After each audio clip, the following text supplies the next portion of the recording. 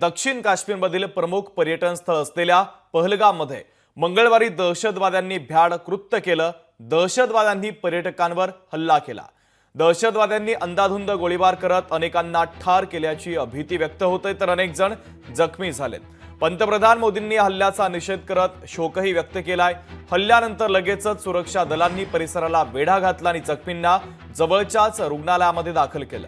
लष्कर, जम्मू काश्मीर पोलीस आणि सीआरपीएफनं दहशतवाद्यांचा शोध घेण्यासाठीची मोहीम आता सुरू केली आहे। पहलगाममध्ये झालेल्या दहशतवादी हल्ल्यामुळे वातावरण तणावपूर्ण बनलंय। सुरक्षा दलाच्या अतिरिक्त तुकड्या घटनास्थळी दाखल झालेल्या आहेत। डोंगराळ परिसर जास्त असल्यानं जखमींना घोडेस्वारांच्या मदतीनं रस्त्यावर आणण्यात आलं। तेथून त्यांना रुग्णवाहिकेच्या माध्यमातून रुग्णालयामध्ये दाखल करण्यात आलेलं आहे। तर पहलगाममध्ये मदत कार्य सुरू आहे, तर अमित शहा आता श्रीनगरमध्ये दाखल झालेले आहेत। केंद्रीय गृहमंत्र्यांचं संपूर्ण हालचालींवर आता विशेष लक्ष देखील आहे। सगळ्या अधिकाऱ्यांच्या ते संपर्कात आहेत। दुसरीकडे आता पहलगाममध्ये लष्कराच्या वतीनं, जम्मू काश्मीर पोलिसांच्या वतीनं आता हे मदत कार्य युद्ध पातळीवर सुरू आहे। मात्र मोठा दहशतवादी हल्ला झालेला आहे आणि संपूर्ण देशभरात या हल्ल्याचा आता निषेध देखील व्यक्त केला जातोय। पर्यटकांवर हा भ्याड हल्ला करण्यात आला। अनेक पर्यटकांचा यामध्ये मृत्यू झालेला आहे। महाराष्ट्रातील पर्यटकांचा देखील यामध्ये समावेश आहे। तर पहलगाममध्ये सध्या मदत कार्य सुरू करण्यात आलं। अमित शहा तातडीनं श्रीनगरमध्ये दाखल झालेले आहेत। पंतप्रधान नरेंद्र मोदी हे देखील या ठिकाणी दाखल होणार आहेत। पंतप्रधान मोदींचं आणि गृहमंत्र्यांचं विशेष लक्ष या सगळ्या हालचालींवर आहे। मात्र भ्याड हल्ला पर्यटकांवर करण्यात आलेला आहे।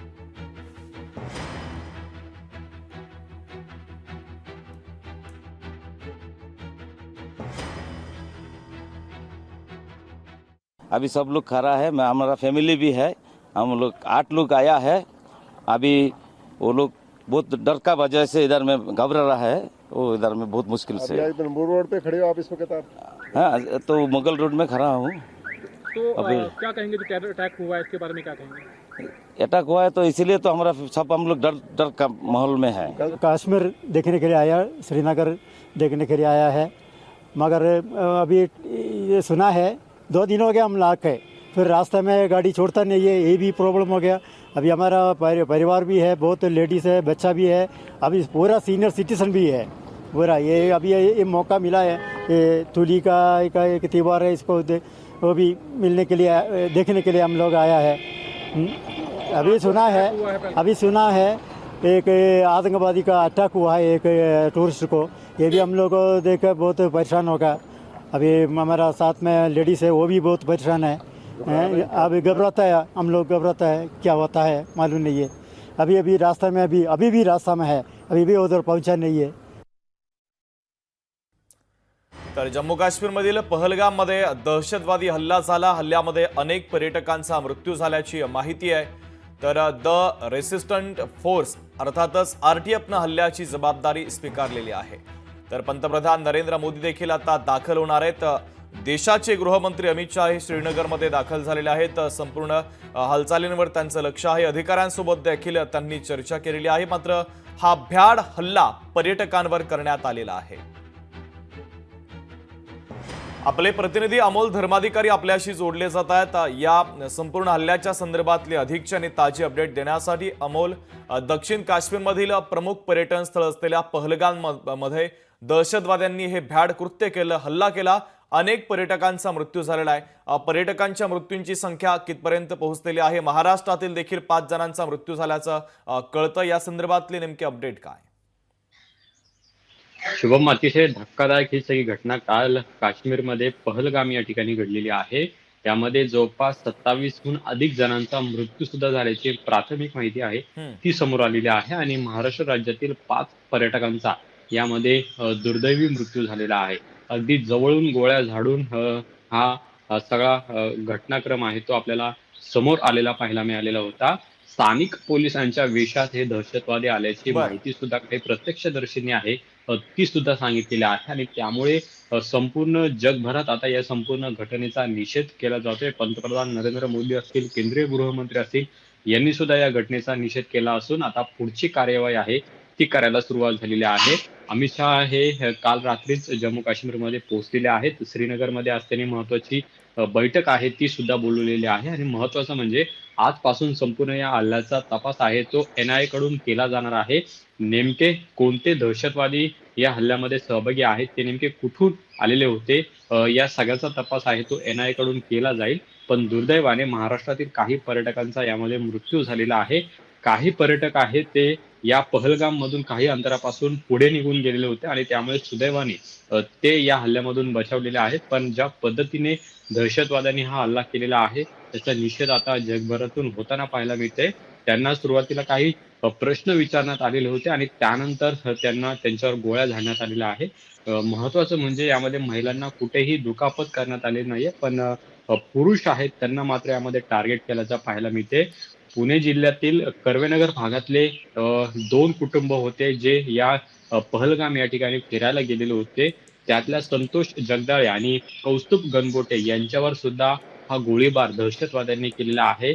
सध्या त्यांचं कुटुंब आहे ते सुद्धा चिंतेमध्ये आहेत आणि त्यांच्या इतर सोबत असलेल्या नागरिकांना आता आर्मी बेस कॅम्पमध्ये सुरक्षित ठेवण्यात आलेला आहे. पण अतिशय भ्याड हल्ला म्हणावा लागणार आहे. देशभरामध्ये या कृत्याचा निषेध होतोय. याआधी सुद्धा 2020 साली जवळपास 25 वर्षापूर्वी याच पहलगाममध्ये अमरनाथच्या बेस कॅम्पवर हल्ला झालेला होता. तिथं सुद्धा आपण पाहिलं की 30 जणांचा मृत्यू झालेला होता आणि त्यानंतरचा हा सर्वात मोठा दहशतवादी हल्ला आहे तो या पहलगाम या ठिकाणी झालेला आहे. खरं तर पर्यटकांचं आकर्षित केंद्र म्हणून या जम्मू काश्मीर मधल्या पहलगामची ओळख आहे.